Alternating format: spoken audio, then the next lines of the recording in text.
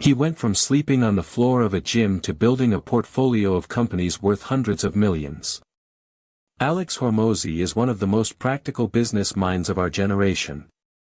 In this deep dive with Steven Bartlett on the Diary of a CEO, Hormozi strips away the fluff to reveal the brutal truths about why most entrepreneurs fail, the trap of the woman in the red dress, and why chasing happiness might be the very thing ruining your life. Greener on the other side. You just don't know that it's fertilized with shit. And she's Southern, so she had this deep Southern accent. She's like, there's always shit. Yeah. Shit everywhere.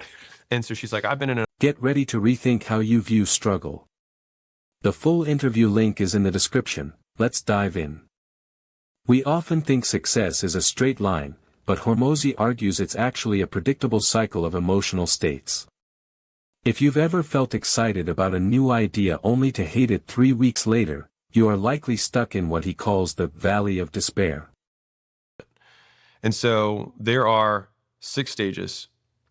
You have stage 1, which is uninformed optimism. This is where you see your friend or you see something online and it looks like they're making money or it looks like there's some opportunity and you think, oh my God, that sounds amazing. And you have optimism because it looks great, but it's uninformed because you have no idea what it entails.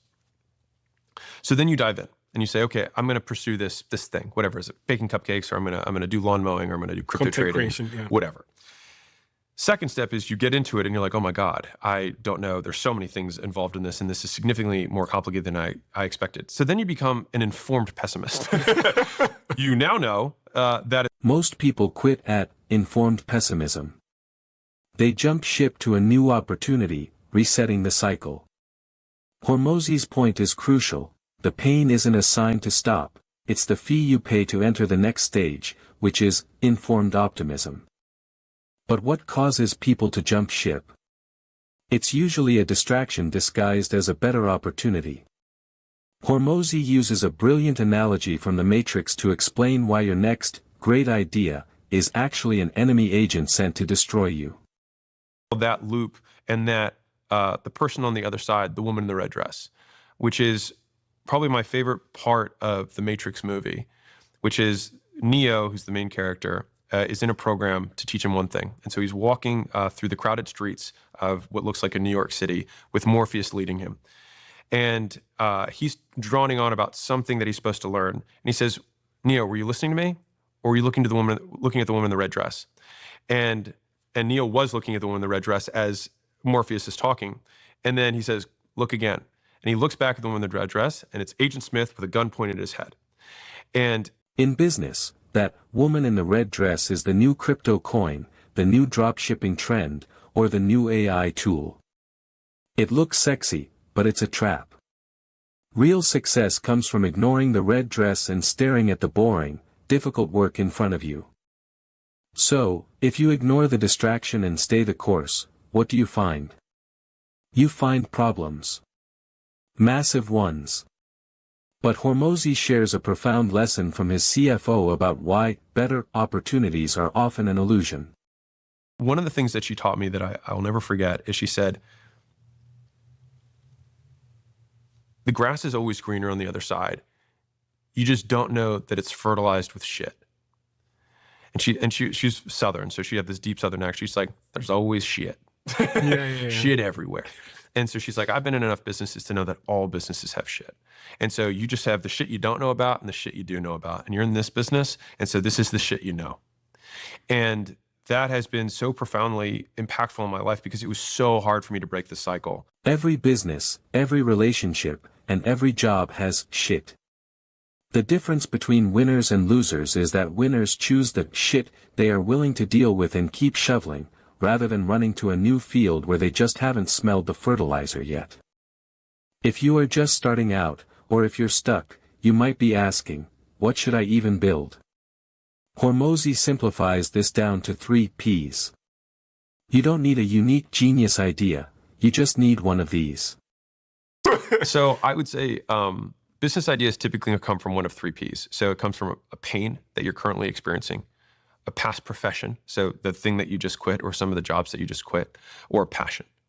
So something that you're inherently interested in that you would spend your time doing anyways, some skill that you learned while you were in the workforce, which, by the way, is one of the most proven ways of making money, because the economy has already showed you that people are willing to exchange money for that specific job.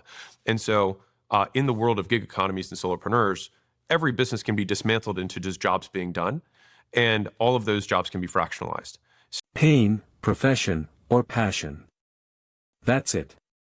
Stop overthinking the market trends. Look at what hurts you, what you're already paid to do, or what you do for free on weekends. That is your billion-dollar blueprint. Once you have the idea, you need people. But not all employees are created equal. Hormozi breaks down a concept from Keith Rebois that classifies employees into two types, barrels and ammunition. You need to know the difference. Realize that is not the case.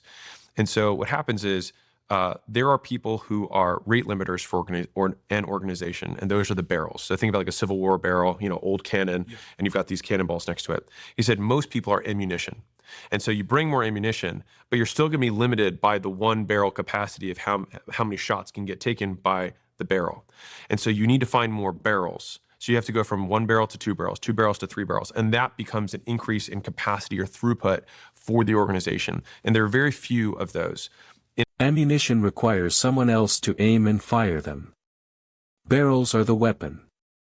If you feel like you're doing everything yourself, it's because you're hiring ammunition when you desperately need a barrel, someone who takes ownership of the outcome, not just the task. In a world flooded with AI content and copycats, how do you compete?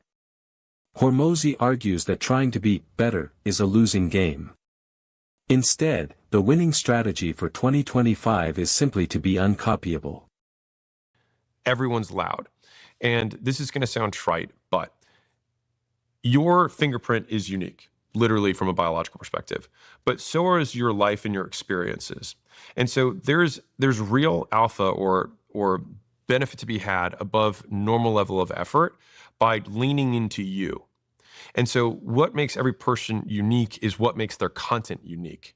And so trying to be like, oh, I want to make content like Alex is probably not the best way to do it, because you're not going to beat me at being me, but you'll beat me at being you. And so it's basically your flavor of media. So like for me, it's like, what is, Your competitive advantage isn't your camera gear or your editing, it's your specific combination of flaws, stories, and experiences. People can steal your ideas, but they can't steal your history. We often think entrepreneurs have it easy once they make money. But Hormozi describes the job as constantly choosing between two terrible options. He quotes Elon Musk to describe the true feeling of running a company. I'm not sure.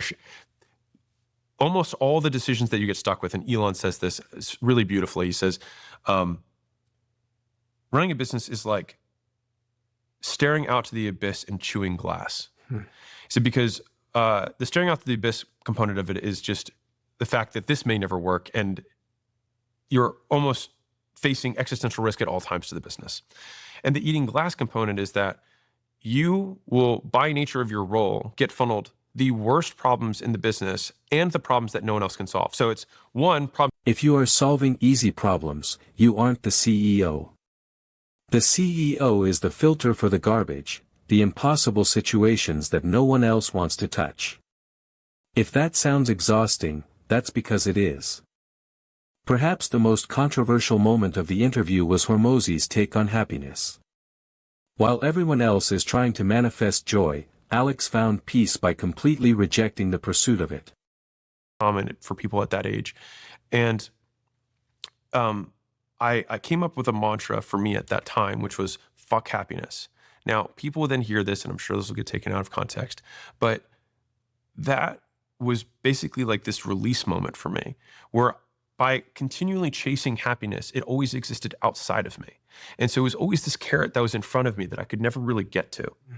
And so by saying "Fck Happiness," I was like, it's unattainable. I'm just going to work. And I'm just going to do the stuff I want to do. And when I started doing the stuff that I wanted to do, I looked up. It sounds bleak, but it's actually liberating. By stopping the desperate search for happiness, Hormozi removed the gap between where he was and where he should be. He found that doing the work itself was the satisfaction. This conversation with Alex Hormozi forces us to confront the comfortable lies we tell ourselves. First, that the grass is greener elsewhere. It's not, it's just different fertilizer. Second, that we need to find a magical idea, when really, we just need to solve a pain we already know. And third, that happiness is a destination we arrive at, rather than a byproduct of doing hard things. So, ask yourself this: are you looking at the woman in the red dress, that shiny new distraction, because you're afraid to deal with the shit in your current situation? If this summary gave you a new perspective, hit that like button and subscribe for more documentary-style breakdowns.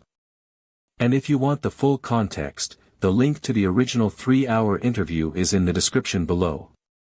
Thanks for watching.